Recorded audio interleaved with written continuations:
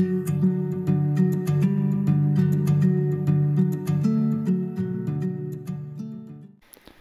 day. Ngayon po i-share ko po sa inyo kung paano po mag-retell ng story sa Bible or yung tinatawag natin na retelling process.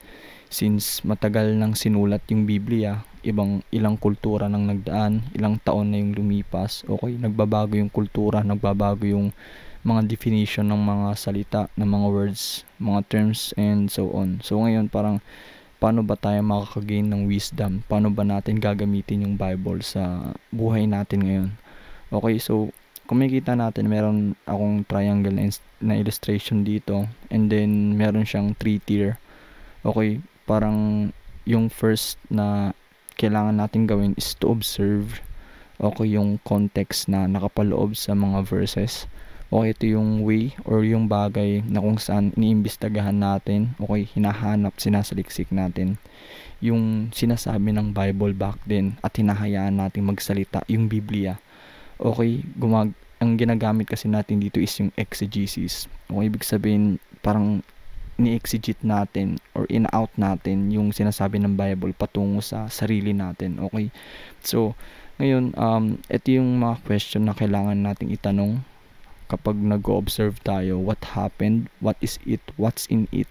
What about it? What's around it? Ibig sabihin, ano yung nangyari? Okay, ano yung context, ano yung kultura, ano yung mga bagay na nakapaloob sa passages na to. Okay, ngayon dadago naman tayo sa interpretation after nating imbestigahan yung mismong passage na yun, after natin ma-observe. Okay, ngayon dadako naman tayo sa interpretation. Okay, ito yung parang process na kung saan din-discover natin yung message, yung meaning or yung principle na gustong sabihin ng author sa kanyang mga audience. Okay, ito yung parang tinatry nating interpret sa mundo natin ngayon kung ano yung sinasabi for example, ni Paul sa mga taga-Ephesians. Okay, bakit sinabi niya yung mga gantong bagay? Okay, ano yung gustong matutunan ni Paul sa sa buhay ng mga kanyang mambabasa, o ano yung gusto niyang iparating, and so on. Okay, ayun yung interpretation na kung saan sinusubukan nating parang i-decode yung sinasabi ni Paul. Okay, and hinahanap natin yung timeless principle. And after nating malaman yung interpretation, yung timeless principle, and like yung sinasabi ni Paul sa mga taga-Ephesus, sa Romans, okay, ngayon dadako tayo sa application. Kumbaga, parang paano natin ma-apply sa buhay natin ngayon yung sinabi ni Paul. Okay, kasi some of the principles parang hindi na siya applicable sa buhay natin ngayon, and so on, since iba yung kultura nila sa kultura natin ngayon.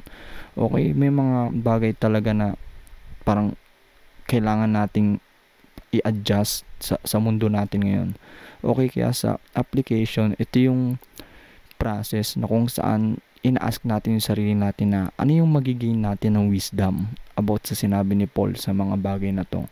Okay, ano yung gustong baguhin sa atin ni God about sa story na to. Okay, parang paano matatransform yung buhay natin sa pamamagitan ng story na to, and so on. Kaya kung makikita natin yung 3-tier triangle, okay, yung pinakamalalim talaga dapat is yung observation kasi once na hindi yan parang hindi pulido yung observation natin about sa passages, yung application natin ngayon talagang wala rin sa hulog, wala rin sa direction. Kaya habang nagbabasa tayo ng Bible, napakahalagang alamin natin yung context. Okay, gawin nating pulido yon, and then after that i-interpret natin yung observe natin. Okay, ano yung gustong sabihin ni Paul, ano yung gustong sabihin ni Jesus sa mga tao, ano yung gusto nilang iparating. Okay, and after nun, paano natin ma-apply sa buhay natin, paano tayo makakagain ng wisdom, ano yung wisdom na gustong ituro sa atin ng Panginoon, or yung knowledge na pwede nating makuha sa mga bagay na yun. Okay, ngayon bibigyan ko lang kayo ng isang example, okay, about sa retelling process. Okay, for example, dito sa Deuteronomy 22 verse 8. Okay, so hinati ko na siya since nasa PC naman ako, but then gaya nga na sinabi ko, if nasa mobile phone ka, click mo yung down, then add view ka lang. So ngayon sabi dito, ESV yung gamit kong version. Okay, sabi sa Deuteronomy 22 verse 8, When you build a new house, you shall make a parapet for your roof, that you may not bring the guilt of blood upon your house if anyone should fall from it. Okay, so ngayon, try natin translate sa Tagalog. Okay. So sabi sa 8, kung magpapatayo kayo ng bahay, lagyan ninyo ng rehas ang palibot ng inyong patag na bubong para wala kayong pananagutan kung may mahulog mula sa bubong ninyo at mamatay. Ngayon, ano yung parang parapet na to, or bakit parang sinasabi ni God sa sa mga Israel na parang if gagawa kayo ng bahay, okay, bakit kailangan mo maglagay ng rehas sa taas, and or parapet sa English. So ito yung example ng parapet, okay, sa Google to. Okay, parang of course yung mga rooftop, like ito rooftop, then parang naglalagay ka ng parang barriers dyan, of course para hindi malaglag. Okay, like eto dito, ayan, ganyan. Okay, ito ganito, or parang ito, yan, parang ganyan. Okay, so bakit parang sinasabi ni God dito, or gustong iparating ng author sa kanila na bakit kailangan nilang magpatayo ng parapet? Ano yung nangyayari dito? Okay, sa context ng Deuteronomy 22 verse 8. Okay, sabi dito sa entry ng life application, okay, these are practical laws helpful for establishing good habits for everyday living. Okay, since people used their flat roofs as porches, a railing was a wise safety precaution. Okay, and then sinasabi dito sa baba, don't think of God's law as arbitrary restriction. Look for the reasons behind the law. They were made not just to teach or restrict, but also to help and protect God's people. Okay, ngayon dito tayo sa entry naman ng cultural background. Okay, make a parapet around your roof. An Israelite is to fulfill his responsibility toward the safety of others when they are on his property. Ngayon, meron na tayong parang background or observation na nakikita natin. Okay, ngayon daw, once na isa kang Israelites, kailangan mong i-fulfill yung responsibility mo na, alam mo yun, yung safety ng kapwa mo. For example, if pupunta kayo sa bahay ko, parang responsibilidad ko kayo na kailangan walang mangyaring masama sa inyo. Okay? So, ngayon sabi dito sa Law 58 of the Laws of Eshnuna indicates that when a wall collapses and causes the death of a free man, it is a capital offense and must be brought before the highest legal authority in the land, the king. Okay, ngayon sinasabi naman dito na if yung parang, alam mo yun, parang parapet na ginawa mo, or yung rehas na ginawa mo sa roof, okay, if nasira yun and then nag-cause siya ng parang namatay, okay, yung parang kaibigan ko, or yung parang bumibisita sa mga Israelites noong ancient times, once na namatay yung kaibigan niya doon, okay, merong capital punishment sa, of course, sa may-ari ng bahay. Okay, and then one scholar notes that a specific punishment is not set here in Deuteronomy, but he suggests that the guilt of bloodshed may refer to polluting the building or making it unclean, or to actually bringing blood guilt on the household. The penalty for the latter could be execution.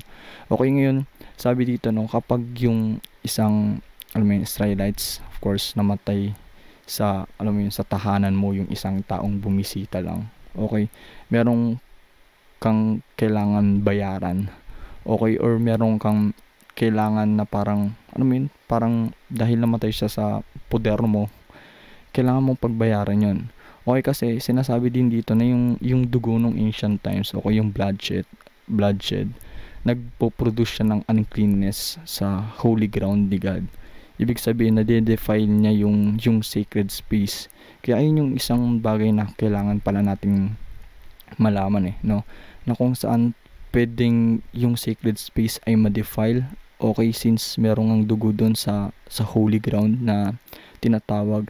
And then yung parang pinaka penalty dito sa mismong, sa mismong may-ari ng bahay, pwede siyang, patayin. Okay, pwedeng mamatay yung may-ari ng tahanan. Ayun yung parang bilang kabayaran sa, of course, kasi nga parang nalaglag sa puder mo yung kaibigan mo, And then bilang kabayaran, kailangan din yung kamatayan. Okay? And then ayun yung parang observation natin dito na kung saan nung ancient times parang um, bubuuhin na natin or pagsasamahin na natin yung ancient times daw. Okay, yung mga Israelites kailangan nila i-fulfill yung responsibility nila or yung obligation nila towards sa safety ng mga taong bumibisita sa bahay nila. Ayun yung unang nakita natin. And then pangalawa, once na nag-collapse yung parapet or yung rehas sa roof, okay, once na mag-collapse yun and then namatay yung tao, isa siyang alam mo yun, serious offense. And then of course sabi nga dito, 'di ba, could be execution yung parang kabayaran. Okay, punishable by death, and it can make the entire home impure. Once kasi na naging impure yung entire home mo, hindi ka pwedeng mag-worship sa alam mo yun, sa temple, or hindi ka since sa Deuteronomy 22 to, hindi ka pwedeng parang lumapit sa sacred space ni God or sa tabernacle. Okay, parang kailangan mo munang maglinis ng sarili mo ng ilang mga weeks yun. Okay, so ngayon, ano yung interpretation natin dito sa atin? Okay, since tatlo yun, ayun yung observation natin.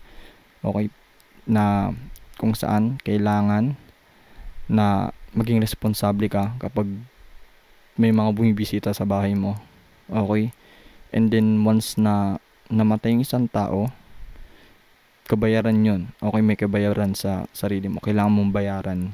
Okay? And minsan, sarili mo talaga yung kailangan mong bayaran. Kapag namatay siya sa poder mo, kailangan ka na rin patayin. Okay, yun yung observation natin. Ngayon, dadako tayo sa interpretation. Ano yung parang gustong sabihin ni God sa message na to or sa law na to? Okay, sa practical laws na to. Okay, bakit sinabi ni God na kapag magpapatayo ka ng bahay, lagyan mo ng rehas? Okay, yung isang interpretation ko dito is, alam mo yun, concern si God sa safety ng lahat. Okay, sa safety and sa security ng mga tao. Okay, ayaw pala ni God na parang, alam mo yun, parang hindi natin parang papansinin yung kapwa natin or parang wala tayong pakialam sa kanila. Okay, kasi sa mismong concept na meron dito, ang gusto pala ni God ay, alam mo yun, parang maging concern tayo sa iba rin. Okay, katulad siya. Kaya niya pala nilagay ito kasi concern siya sa mga taong, alam mo yun, ayaw niyang merong mamatay, ayaw niyang merong masaktan, and so on. So, ano yung application natin dito?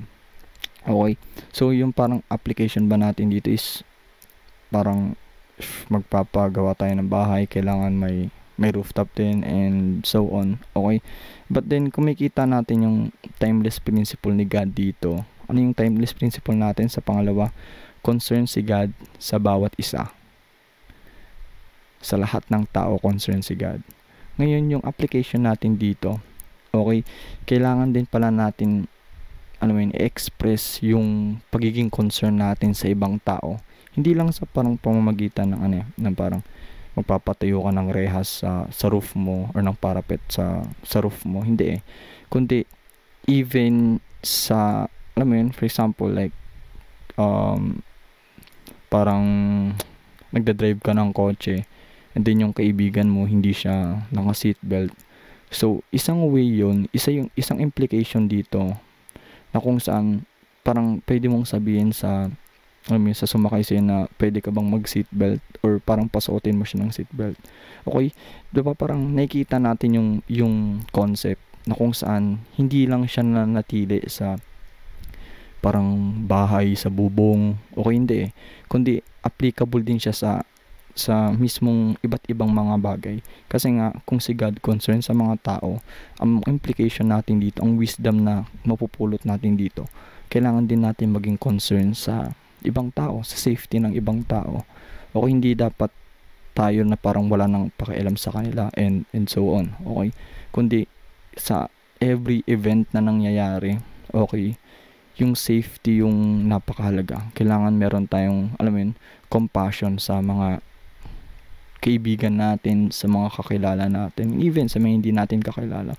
Okay, parang if nakikita mong makakasakit sa kanya yun, why not na parang sabihin mo na, or parang for example nakalimutan lang, for example pag matutulog na kayo, nakalimutan patayin yung gas, okay, and then why not na parang patayin mo yung mga ganong mga bagay. Sobrang daming ang lawak ng implication nito sa buhay natin. Kaya ito yung sinasabi ko, no, na once na nagbabasa tayo ng Bible, napaka-importanteng talagang alamin natin yung context, and then through that context ma-understand natin yung application sa iba't ibang sulok ng buhay natin. Okay, so ayun yung last na parang video ko about sa retelling process.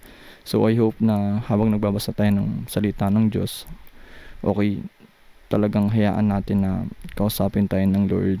Let's pray and bigyan tayo ng Lord ng wisdom, okay, sa pag-unawa ng Biblia, paano i-interpret and paano natin i-apply sa buhay natin ngayon. So yun, God bless.